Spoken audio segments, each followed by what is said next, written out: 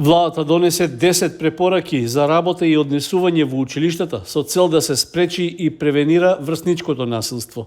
Станува збор за мерки со кои ќе се работи на намалување на ризиците по безбедноста на најмладите, а што се усвоени по препорака на Министерството за образование и наука, поттикнати од последните случувања во соседна Србија.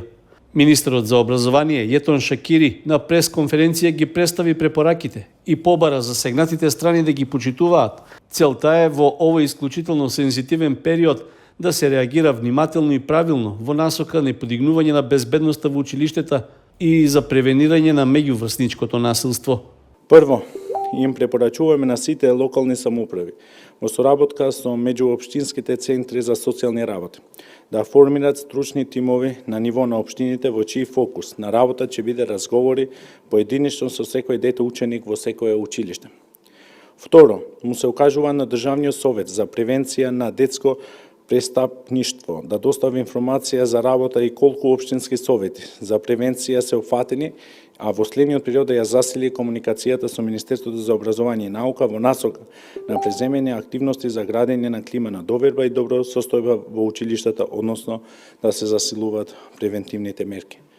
Во активностите на општинските совети за превенција да се предвиди вклучување на Сојузот на средношколци. Трето, им се окажува на сите основни средни училишта да одржат состаноци со сите родители, старатели на тема подобрување на процесите, безбедност на организација и состојбата во училишните објекти и околината. На состаноците потребно да се отвори теми и дискусии, и тоа дали се потребни училишни униформи како кодекс на облекување на учениците, родителите да се запознат со етичкиот кодекс на наставниците, како и да се размисли за надополнување на постоечкиот кодекс со правила за облекување на наставниот кадар и стручните служби. Исто така, потребно е на овие состаноци родителите да се потсетат за законските обврски кои произлегуваат од Законот за семејство и Кривичниот закон во делот на одговорноста при извршување на родителското право. Училиштата е потребно да ги известат Министерството за образование и наука за присутноста од страна на родителите на овие состаноци. Секако на овие состаноци секој поединец треба да се запознае со веќе усвоените 10 препораки. Четврто, во кризни ситуации кои можат негативно да влијат на однесувањето на учениците, потребно е менаџментите, наставниците и стручните служби да одговарат соодветно, да дискутират и да влијат на менталната состојба на младите, да понудат поддршка за надминување на предизвиците и да овозможат смирување на несигурноста и задржувањето на чувството на безбедност во училиштата.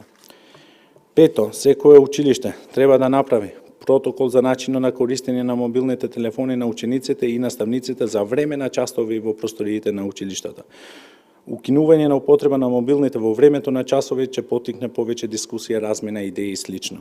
Меѓу препораките што ги изнесе министерот Шакири е и Министерството за образование и Бирото за развој на образованието да подготват листа на ресурси за кои ќе се разговара на одделенскиот класен час помеѓу наставниците и учениците, а ќе служи за напредување на добросостојбата на учениците. Исто така им се препорачува на општините во новата годишна програма за работа на училиштата да развијат и дополнително да зајакнат програми за промоција и заштита на учениците од насилство. Директорите на училиштата треба да обезбедат континуирани и непречени услови за стручните служби да функционираат на училишната клима и да се грижат за менталното здравје на учениците. Секое училиште треба да обезбеди простории за стручни соработници што се отворени за учениците, а доколку имаат потреба да закажуваат и средби со училишниот психолог.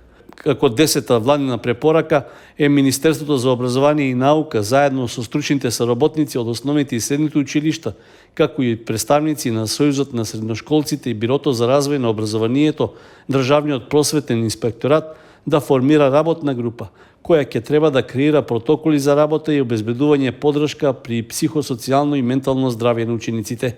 Министерот Шакири додаде дека препораките почнуваат да важат веднаш, ќе бидат доставени до сите училишта, при што беше упатен апел тие да ги почитуваат за да се спречи и превенира врсничкото насилство. При тоа беше нагласено дека препораките не се фиксирани за секогаш, туку може да се минуваат со нови сугестии и предлози.